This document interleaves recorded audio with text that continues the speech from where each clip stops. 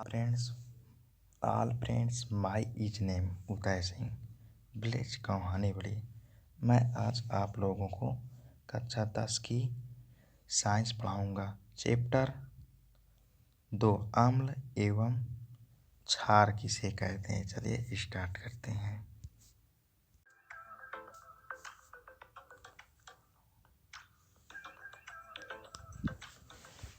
इस वीडियो में हम पढ़ेंगे कक्षा 10वीं का विषय विज्ञान यानी कि सब्जेक्ट साइंस का पार्ट 2 जिसका नाम है अम्ल क्षारक एवं लवण।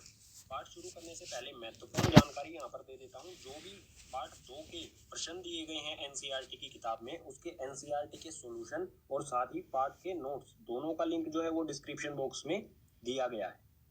पार्ट में सबसे पहले पढ़ते हैं अम्ल के गुण धर्मों के बारे में। अम्ल को इंग्लिश में एसिड कहा जाता है।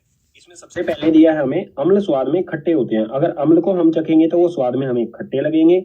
आगे है इसी में ये नीले लिटमस को लाल में बदल देते हैं। अगर कोई भी नीला लिटमस पत्र अम्ल के संपर्क में आएगा तो उसका रंग परिवर्तित होके लाल हो जाएगा। ठीक है, नीले को लाल में बदल देंगे, लेकिन लाल पर इनका कोई प्रभाव नहीं पड़ता है। अगर लाल लिटमस पत्र अम्ल के संपर्क में आएगा तो उसका रंग लाल ही रहेगा, सिर्फ नीले को लाल में बदल देते हैं ये। ठीक है, आगे है इसी में ये जलीय विलयन में हाइड्रोजन प्लस आयंस देते हैं। अगर अम्ल में जल डाला जाएगा तो वो जल में हाइड्रोजन के धन आयंस बनाएंगे। ठीक है, धनायन यानी कि जमा वाले। ठीक है, उदाहरण ले लेते हैं कुछ अम्ल के। सबसे पहले इसमें HCl यानी कि हाइड्रोक्लोरिक अम्ल, H2SO4 यानी कि सल्फ्यूरिक अम्ल, CH3COOH यानी कि एसिटिक अम्ल, और इसी में एक आता है सिट्रिक अम्ल। सिट्रिक अम्ल का आपको फॉर्मूला याद करने की जरूरत नहीं है। ठीक है, एक ऐसा उदाहरण ले लेते हैं जो हमारे दैनिक जीवन में उपयोग किया जाता है अम्ल का, तो वो है नींबू। ठीक है, नींबू में जो है वो सिट्रिक अम्ल पाया जाता है। और यहाँ पर आप देख सकते हैं कि कोई नीला लिटमस पत्र जितना भी नींबू के रस के संपर्क में आया उतना ये लाल रंग में परिवर्तित हो गया। ठीक है, अम्ल में दो शब्द आते हैं, सांद्र अम्ल और तनु अम्ल। इन्हें भी समझना हमारे लिए जरूरी है। तो सांद्र अम्ल क्या होता है? जिसमें अम्ल अधिक मात्रा में और जल अल्प मात्रा में होता है, यानी कि अम्ल जो है वो ज्यादा हो, ठीक है, और पानी वो कम हो, पानी की मात्रा कम हो, अम्ल की मात्रा अधिक हो, तो उसे कहा जाएगा सांद्र अम्ल। ठीक है, इसी प्रकार से तनु अम्ल क्या होता है? जिसमें अम्ल अल्प मात्रा में और जल अधिक मात्रा में हो। सांद्र का बिल्कुल उल्टा होगा तनु। यहाँ पर अम्ल जो है वो अल्प यानी कि कम मात्रा में है और जल अधिक मात्रा में है। अब बात आती है, अगर सांद्र अम्ल को हम तनु अम्ल में बदलना चाहें या तनु अम्ल को सांद्र अम्ल में बदलना चाहें तो किस प्रकार से किया जा सकता है?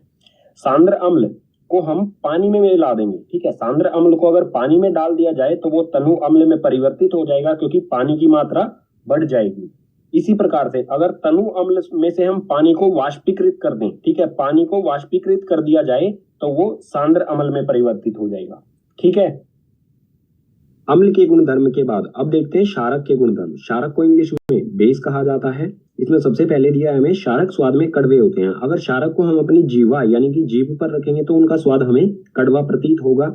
आगे है ये लाल लिटमस को नीले में बदल देते हैं। अगर कोई लाल लिटमस पत्र क्षारक के संपर्क में आएगा तो उसका रंग बदलकर अपने आप ही नीला हो जाएगा। ठीक है, लेकिन नीले पर इनका कोई प्रभाव नहीं होता, ये सिर्फ लाल को नीले में बदलते हैं। अगर कोई नीला लिटमस पत्र क्षारक के संपर्क में आएगा तो उसका रंग नीला ही रहेगा, सिर्फ लाल को नीले में बदलेंगे। ठीक है, आगे है ये जलीय विलयन में OH ऋण आयन देते हैं। ठीक है, अगर क्षारकों में जल डाला जाएगा तो जल में ये OH यानी कि हाइड्रो ऑक्साइड की घटा माइनस यानी कि ऋण आयंस प्रदान करेंगे हमें।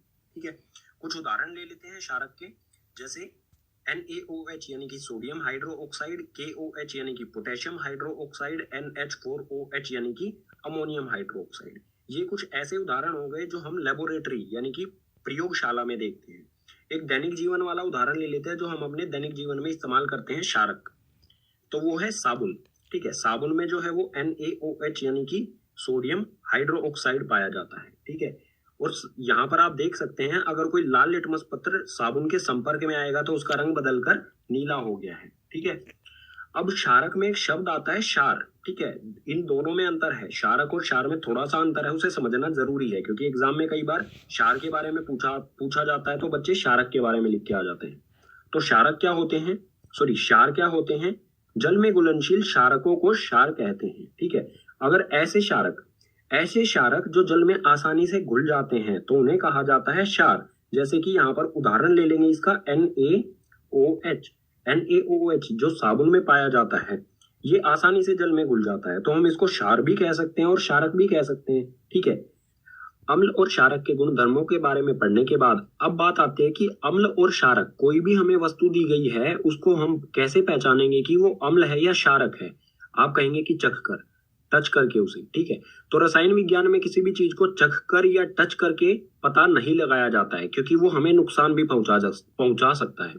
रसायन विज्ञान में बहुत सारे ऐसे अम्ल होते हैं जो टच करने पर ही हमारे हाथों को जला सकते हैं, इसलिए आपको सावधानी रखनी है, किसी भी अम्ल या क्षारक को आपको टच नहीं करना है और ना ही उन्हें चखना है। तो कैसे पता लगाएंगे? उसको पता लगाने का तरीका है सूचक। सूचक क्या होते हैं? सूचक किसी दिए गए विलयन में अम्ल या क्षारक की उपस्थिति दर्शाते हैं। इनका रंग या गंध अम्लीय व क्षारक माध्यम में बदल जाता है। ठीक है, सूचक कोई ऐसी चीज होती है जो विलयन में अम्ल या क्षारक की उपस्थिति को दर्शाएंगे, और दर्शाने का तरीका क्या होगा? जब वो अम्ल के संपर्क में आएंगे तो उनका रंग या गंध तेज या कम हो जाएगी, या फिर उनका रंग जो है वो अलग हो जाएगा। ठीक है, और क्षारक के माध्यम में आएंगे तो उनका रंग और कुछ अलग हो जाएगा जो अम्ल में नहीं होगा। अलग अलग रंग, यानी कि अम्ल के लिए अलग रंग दर्शाएंगे और क्षारक के लिए अलग रंग दर्शाएंगे। इसी प्रकार से गंध यानी कि खुशबू, अम्ल के संपर्क में आने पर खुशबू कम हो सकती है या ज्यादा हो सकती है, या फिर क्षारक के माध्यम में अम्ल का बिल्कुल उल्टा हो सकता है। तो सूचक जो है वो 3 प्रकार के होते हैं। इसमें सबसे पहले है प्राकृतिक सूचक, दूसरा है कृत्रिम सूचक जिसे संश्लेषित सूचक भी कहा जाता है, और तीसरा है गंधीय सूचक। इन तीनों सूचकों के बारे में एक एक करके विस्तार से पढ़ते हैं आगे वाले पेज पर। सूचक का पहला प्रकार है प्राकृतिक सूचक। इसकी परिभाषा देख लेते हैं। वे सूचक जो पौधों से प्राप्त होते हैं उन्हें प्राकृतिक सूचक कहा जाता है। प्रकृति में हमारे पास क्या होता है? पेड़ पौधे। अगर जो भी ऐसे सूचक जो पेड़ पौधों से मिलते हैं उन्हें कहा जाएगा प्राकृतिक सूचक। ठीक है, उदाहरण ले लेते हैं इसके। उदाहरण में हमारे पास है यहाँ पर पहला लिटमस और दूसरा हल्दी, दोनों ही हमें पेड़ पौधों से मिलते हैं। अब ये अम्ल और क्षारक माध्यम कैसे बताएंगे कि कोई भी वस्तु दी गई है वो क्षारक है या अम्ल है? तो अगर कोई नीला लिटमस पत्र अम्ल के संपर्क में आएगा तो उसका रंग परिवर्तित हो जाता है लाल में। ठीक है, यानी कि लिटमस पत्र, नीला लिटमस पत्र हम किसी वस्तु में डालेंगे, ठीक है, किसी विलयन में रखेंगे, अगर उसका रंग लाल में परिवर्तित हो जाता है तो हम कहेंगे कि वो वस्तु क्या है? वो विलयन अम्लीय है। ठीक है, इसी प्रकार बिल्कुल इसका उल्टा, अगर कोई लाल लिटमस पत्र विलयन में डालने पर नीला रंग में परिवर्तित हो जाए तो वो होगा हमारा क्षारक। हल्दी का आपने नोटिस किया होगा, हल्दी के लिए, हल्दी जो अम्ल के संपर्क में आने पर उसका रंग पीला ही रहता है। ठीक है, प्राकृतिक तौर पर हल्दी का रंग पीला ही होता है, तो अम्ल के संपर्क में आने पर ये अपना रंग परिवर्तित नहीं करती है। लेकिन जब हल्दी क्षारक के संपर्क में आएगी तो इसका रंग लाल हो जाता है। तो कई बार क्या होता है, हम खाना खाते समय कपड़ों पर हल्दी यानी कि सब्जी गिर जाती है, उसमें हल्दी होती है। ठीक है, जब हम उसे धोते हैं यानी कि साबुन, जब वो साबुन के संपर्क में आती है, धोते समय उस पर साबुन लगाते हैं हम, तो वो साबुन यानी कि क्षारक के संपर्क में आती है तो उसका रंग लाल हो जाता है। ठीक है, तो ये भी एक प्रकार का ही सूचक है जो अम्ल में हमें पीला रंग प्रदान करता है और क्षारक के साथ इसका रंग लाल हो जाता है। ठीक है, सूचकों का दूसरा प्रकार है कृत्रिम सूचक, या फिर हम कह सकते हैं संश्लेषित सूचक। संश्लेषित का मतलब होता है जिसे बनाया गया हो। ठीक है, तो इसकी परिभाषा देखते हैं। वे सूचक जो रसायन द्वारा बनाए जाते हैं उन्हें कृत्रिम सूचक या फिर संश्लेषित सूचक कहा जाता है। ठीक है, जो रसायन यानी कि केमिकल द्वारा प्रयोगशाला यानी कि लेबोरेटरी में बनाए जाते हैं उन्हें कृत्रिम सूचक या फिर संश्लेषित सूचक कहा जाएगा। केमिकल्स यानी कि रसायन के द्वारा बनाए गए हैं। उदाहरण देख लेते हैं इसके लिए। पहला है हमारे पास फेनोफ्थलीन और दूसरा है मेथिल ऑरेंज। ठीक है, ये दोनों उदाहरण हो गए। अब ये किस तरह से क्षारक और अम्लीय प्रवृत्ति को दर्शाते हैं? तो फेनोफ्थलीन जब अम्ल के संपर्क में आता है तो इसका रंग जो है वो अपरिवर्तित रहता है। ठीक है, यानी कि पानी जैसा रंग रहता है बिल्कुल इसका। यहाँ पर आप देख सकते हैं इस तरह का, जिस तरह का पानी होता है उस तरह का ही रंग होता है। ठीक है, अम्ल के संपर्क में आने पर इस तरह का रंग। और अगर ये क्षारक के संपर्क में आएगा, फेनोफ्थलीन अगर क्षारक के संपर्क में आएगा तो इसका रंग गहरा गुलाबी या फिर कह सकते हैं कि बैंगनी हो जाता है। ठीक है, गहरा गुलाबी कहेंगे इसे, इस तरह का रंग हो जाता है। इसी प्रकार से मैथिल ऑरेंज जब अम्ल के संपर्क में आएगा तो इसका रंग परिवर्तित होकर लाल हो जाता है। अम्ल के संपर्क में आने पर मैथिल ऑरेंज का रंग जो है वो लाल हो जाता है। और मैथिल ऑरेंज अगर क्षारक के संपर्क में आएगा तो उसका रंग पीला हो जाता है। ठीक है, इस प्रकार से ये अम्लीय और क्षारक प्रवृत्ति, किसी भी विलयन की अम्लीय व क्षारक प्रवृत्ति को रंग द्वारा दर्शाते हैं। ठीक है। सूचक का तीसरा प्रकार है गंधीय सूचक। गंधीय यानी कि जो हम अपनी नाक से महसूस कर सके। इसकी परिभाषा क्या होगी? जिन पदार्थों की गंध अम्लीय व क्षारक माध्यम में बदल जाए उसे गंधीय सूचक कहा जाएगा। ठीक है। अगर अम्ल में गंध यानी कि खुशबू या बदबू जो भी आप कहेंगे वो ज्यादा हो जाए या कम हो जाए और इसका उल्टा क्षारक के माध्यम में हो जाए तो हम पहचान सकते हैं जो विलयन होगा वो अम्लीय होगा या क्षारक होगा। उदाहरण ले लेते हैं। यहाँ पर उदाहरण हमारे पास है 3। पहला प्याज का रस, दूसरा वेनिला और तीसरा लौंग का तेल। ये किस प्रकार से अम्लीय व क्षारक माध्यम को बताएंगे?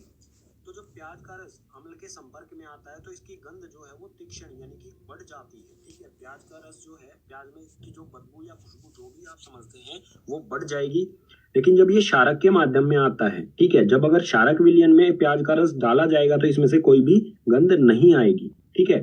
तो किस तरह से हम पहचान सकते हैं? हमें कोई विलयन दिया गया है, उसमें हम प्याज का रस डालेंगे, अगर खुशबू या बदबू जो गंध होगी प्याज की वो बढ़ जाए तो हम कहेंगे कि वो विलयन जो है वो अम्लीय है। अगर जो गंध है वो कम हो जाए तो वो क्षारक माध्यम होगा। ठीक है। इसी प्रकार से वेनिला जो आइसक्रीम को फ्लेवर देने के लिए यूज किया जाता है, तो वेनिला आइसक्रीम आपने खाई होगी, वही वेनिला है ये। ठीक है। वेनिला अम्ल के संपर्क में आने पर इसकी खुशबू, ठीक है, इसकी गंध में कोई भी परिवर्तन नहीं आता। लेकिन जब ये क्षारक के माध्यम में आता है तो इसमें से कोई भी गंध नहीं आती। ठीक है।